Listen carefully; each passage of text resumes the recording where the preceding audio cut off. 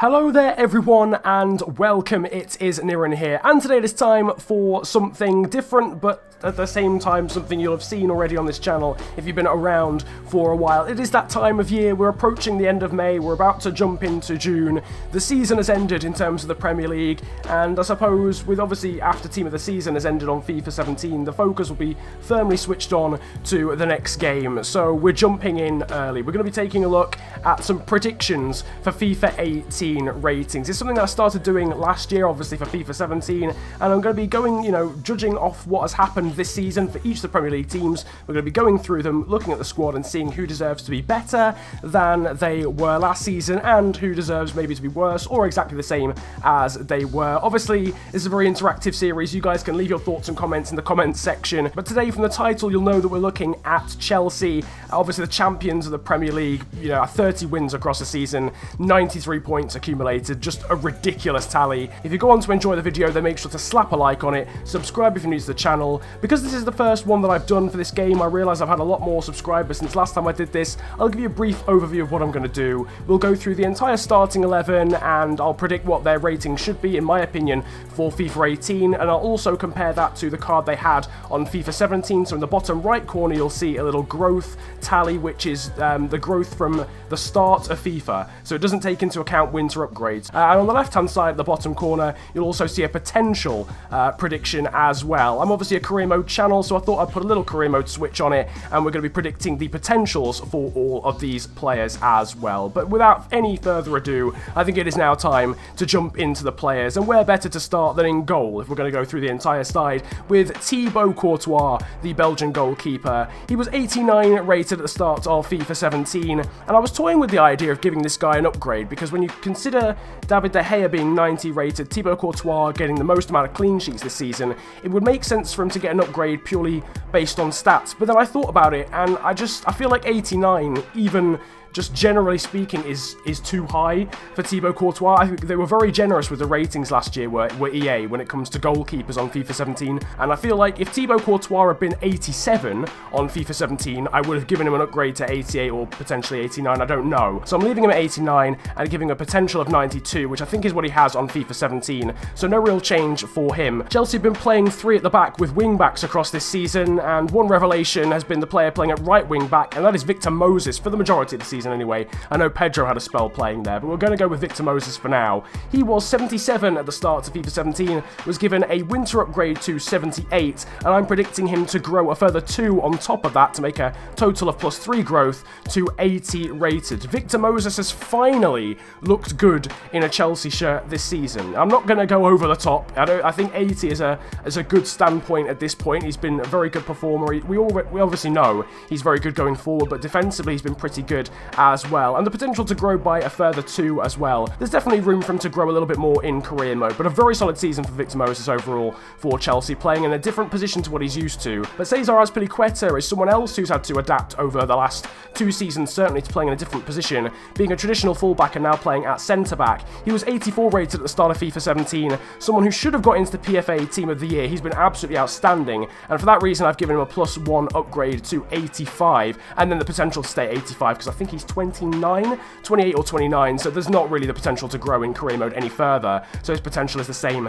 as his overall. But obviously a ridiculously good season for most of the Chelsea players, certainly Azpilicueta. It's a similar story as well for one of his centre-back partners, being the Brazilian David Luiz in his second spell at Chelsea. Got the Team of the Season card as well, a cheeky little TOTS or TOTS card.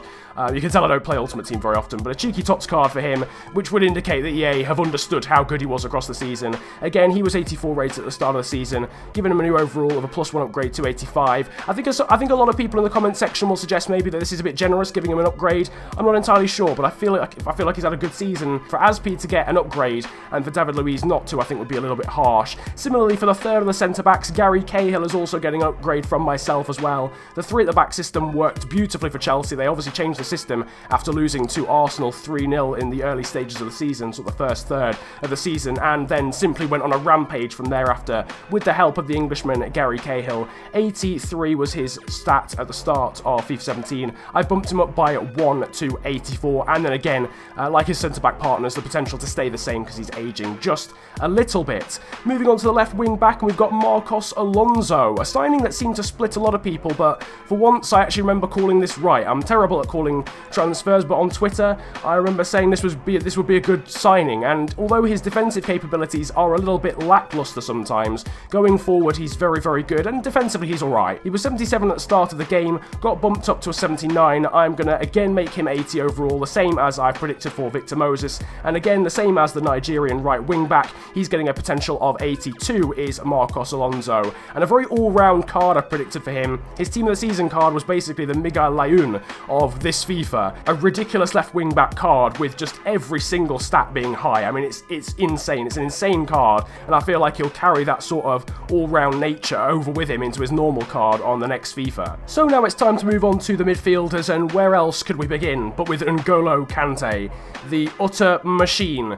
I mean, the kid could run around. He could do about 3 marathons in a row, to be quite honest with you. He's just, I don't know what is in his Weetabix, but he's an absolute animal, is N'Golo Kante. It seemed incredible that he only got an 81 rating at the start of FIFA, when the likes of Riyad Mahrez, who was of course in the same Leicester side, got a massive upgrade to an 85. EA have since come to their senses, I guess, and then given him an 83 rating in the January upgrade, but I'm increasing it even further. You'll have seen it on the screen. The prediction I'm going for is an 85 rating. The guy was the PFA Player of the Year, for crying out loud. If he doesn't get another +2, has even won the award. The potential to grow by a further 1 to 86. I mean, some people will even argue that winning that award twice in a row, or, you know, being the best player in the league, arguably, twice in a row and only getting an 85 rated card is still a bit of a shambles, but whatever the circumstance, that's what I predicted for him. Again, you guys can feel free to leave your predictions for each of the players, including N'Golo Kante, in the comment section. I'd love to hear your feedback and just try and be nice to each other, because everyone was flipping abusing each other last year, but that's not the point. Cesc Fabregas is the other central midfielder. I know Nemanja Matic played a decent chunk of the season because Conte wasn't exactly all about the Fabregas life at the start of the season, but Cesc Fabregas is the one we're looking at next. I've left him exactly the same. 86 rated at the start of FIFA 17.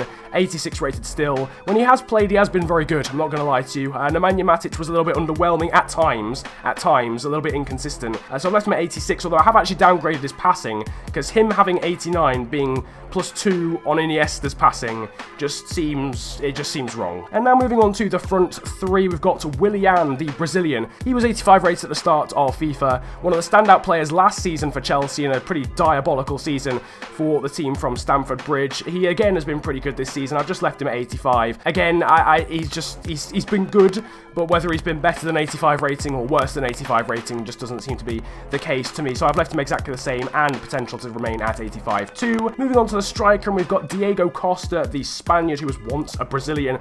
85 rated at the start of FIFA 17, but he got a winter upgrade to 86. The guy scored 20 goals across the season, so it would be hard to say, you know, to put him back down to 85, although I think a few Chelsea fans have been a little bit frustrated with his performances in the second half of the season after the interest coming from that team in China. So I've left him at 86. You know, it's a very good goals tally across the season, but I still feel like Chelsea fans think he could have done a lot better in the second half of the season. The potential as well to remain at 86. And then finally, the final player in the starting 11 is Eden Hazard, who was 88 at the start of the game after a dismal 2015-2016 season. We've gone all the way back up in the other direction. He was 88 at the start of the game, 89 in the winter upgrade, and I have upgraded him by a further 1 to 90. I know, controversial, but if we're going to have David De Gea as a 90 rated player in the Premier League, which is quite an incredible feat, and Zlatan Ibrahimovic being a 90 rating, then in my opinion Eden Hazard's got to be as well. He was absolutely phenomenal this season, by far the most influential player in the Chelsea side. I mean, if we're looking at percentages, obviously people like Harry Kane contributed more to their side, blah blah blah, but Eden Hazard it's been phenomenal this season, so I'm going to give him the 90 overall, and again you can see his potential as well in the bottom left of the screen. So potentially some controversial opinions in there, not entirely sure, or some controversial suggestions or predictions. But again, you guys can leave your suggestions or your predictions in the comment section. I'd love to hear them. Just you know, put your point forward in a nice manner in the comment section, because I'd love to hear those suggestions from you guys. But nevertheless, we're now going to move on to some of the more fringe players, and we'll just sort of go through those a little bit more quickly. Asmir Pegovic, the Bosnian goalkeeper, the second choice goalkeeper for Chelsea, received an upgrade at the start of the season. He obviously played a lot in 2015-16 when Thibaut Courtois was injured, but when he has played this season, he's made 2 appearances in the Premier League and conceded 5 goals, and not really got anywhere near troubling Thibaut Courtois. So again, maybe controversial, maybe a little bit harsh, but I have downgraded him to an 82 rating, because when you compare him to other goalkeepers in the league and how they performed in the last 2 seasons, who are maybe below the rating of 82 or 83, it would make sense to drop him. I don't know. That's what I'm going for. And regardless, though, moving on from him, though, Kurt Zouma has obviously been struggling from coming back from that awful knee injury that he had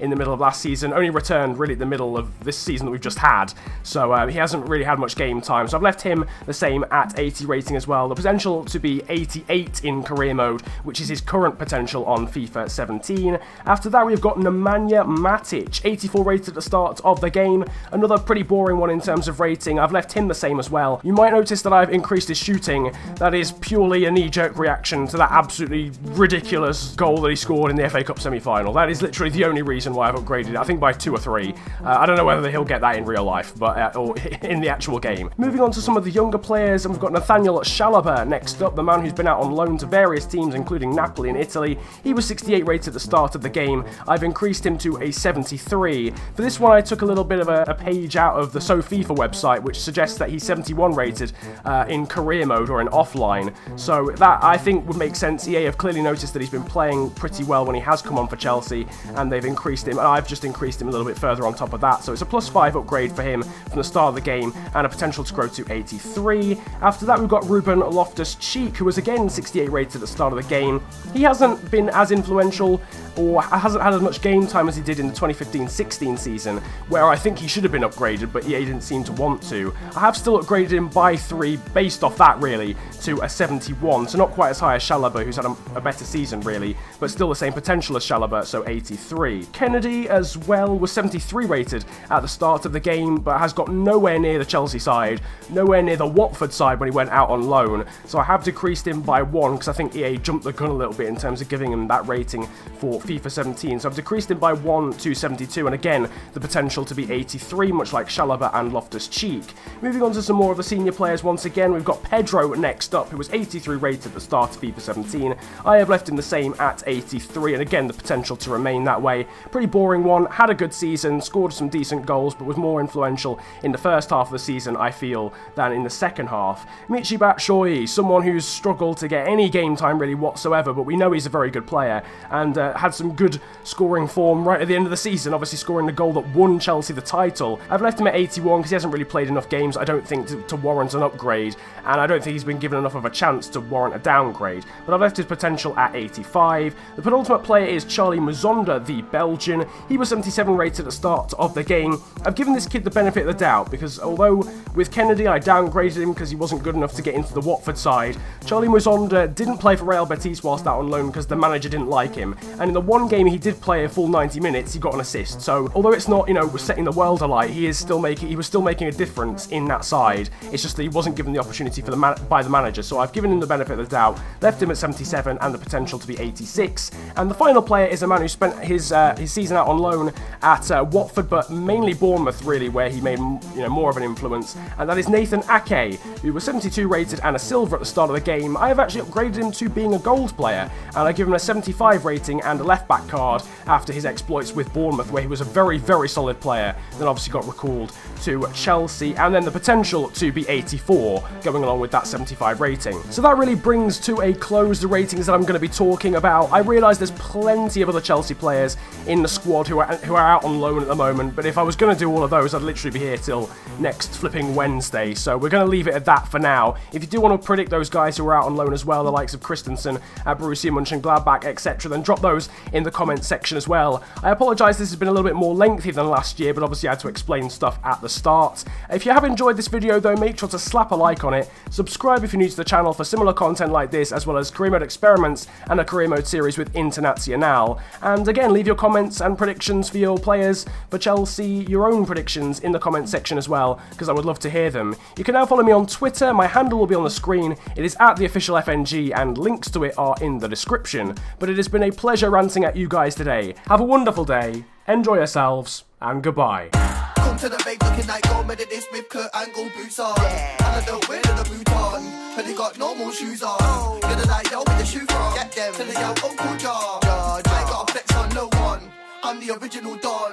Come to the vape looking like gold medalist with Kurt Angle boots on. And I don't wear the boot